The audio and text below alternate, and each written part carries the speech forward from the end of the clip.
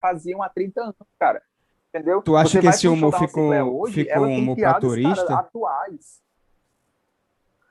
Ficou, justamente, é isso. Muitas das discussões que rolam em grupos de humorista é por que, que a gente não consegue atrair mais o cearense, o fortalezense para os shows de humor? Talvez por causa disso. Por que, que o stand-up ele atrai mais a galera de Fortaleza do que o humor caracterizado?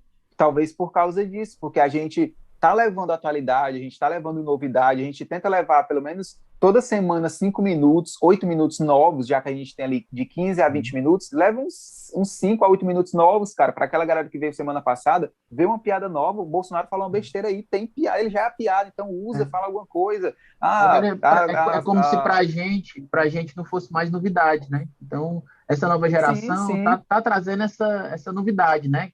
Até a velocidade até com a velocidade da internet, da comunicação, né? Vocês estão sempre se ligando e atualizando e o assunto do dia, o assunto da semana, e sempre traz uma novidade, né? E a velocidade justamente porque que o Instagram, na hora que você vê que surge a ideia, você já joga ali, já tem um alcance gigantesco, porque é o assunto quente, né? Justamente, por que que eu gosto de falar da Rociclé? Porque apesar dela ser nessa veterana do humor, a gente sempre brinca lá no camarim, né? A idade que eu tenho é o tempo de carreira que ela tem, né, cara? Então, é muito incrível isso. Eu jamais imaginaria estar no mesmo palco que a Rociclé. Mas se você for no show dela, ela tem textos atuais. Ela é mesmo que ser um stand-up, mas ela é só a Rociclé, né? Porque eu acho que é difícil hoje em Personagem. dia a Valéria se dividir da Rociclé, é meio difícil. Mas a Rocicléia, cara, ela tá sempre trocando ideia, ela manda mensagem, Thiago, o que, que tu acha desse texto aqui que eu tô querendo escrever? Então ela tá se reciclando, ela tá se renovando, ela entendeu como é que é Uhum. essa nova geração. Já alguns outros humoristas caracterizados continuam nessa mesma linha de anedota, piada de loura, piada de português, piada de papagaio e tal. Funciona, Piada funciona, de cara, é legal, não vai papagaio. ter, não vai Mas deixar de é. ter. Mas, mas tipo assim, não dá para pensar em coisa diferente, tá ligado? Então eu acho que tem muito ainda acrescentar, tanto os mais antigos quanto os novos que estão surgindo do personagem, tem muito para acrescentar ainda. Só falta essa reciclagem e essa vontade de se renovar aí. Mas o stand-up está ganhando muita força, sim, aqui em Fortaleza e no Brasil, né, cara? Não é à toa que os maiores humoristas hoje são Thiago Ventura, Afonso Padilha e outros aí. O Chico Anísio tinha muito Verdade. disso, né? Na época dele, na velocidade dele, né? Tanto que ele tem, sei lá, 200, é recordista em número de De número de Sim, personagens, né? sim. personagem.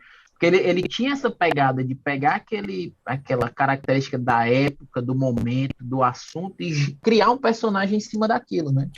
É muito legal mesmo, Eu assim. acho legal porque, por exemplo, antes do Zorra ser o Zorra Total, ele era o Chico Total, que era um programa do Chico Anísio que passava no sábado à noite. Isso. E na época, tanto na época do Chico Anísio quanto no começo do Zorra, a gente meio que o brasileiro meio que ignorava aquilo ali, existe até a expressão humor meio Zorra Total, aquele humor meio besta, não sei o quê, mas hoje quando você vê vídeos daquela época, contextualizando aquela época, você vê que o próprio Chico Anísio, já em idade avançada, ele sempre se contextualizava, ele sempre estava se reciclando, ele sempre colocava fatos e as coisas dentro dos personagens dele.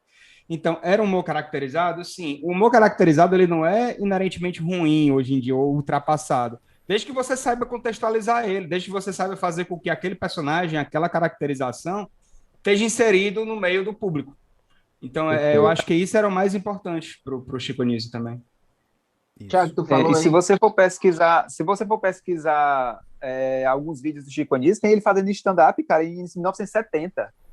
Sim, Tem sim, uns exatamente. vídeos aí antigos dele, ele em Nova York, Especiais, cara. é. Nova É. York, ele fazendo stand-up de paletózinho, gravata e só com o microfone na frente, sem personagem nenhum, e com textos que eram Genial. textos autorais. Então, Uhum. isso aí é stand-up, entendeu? O stand-up não nasceu com Rafinha em 2004.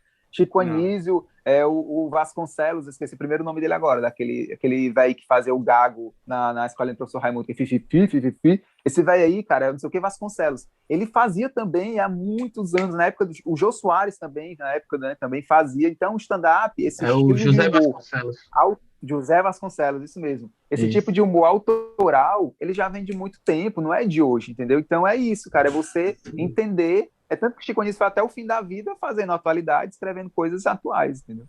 Falar em Uhum. Chico Anísio é uma informação inútil, mas nosso colega Deoclésio é conterrâneo do Chico Anísio nasceu em Maranguape também, né?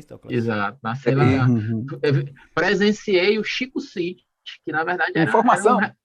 era um restaurante, né, que existia lá em Maranguape, chamava-se Chico City.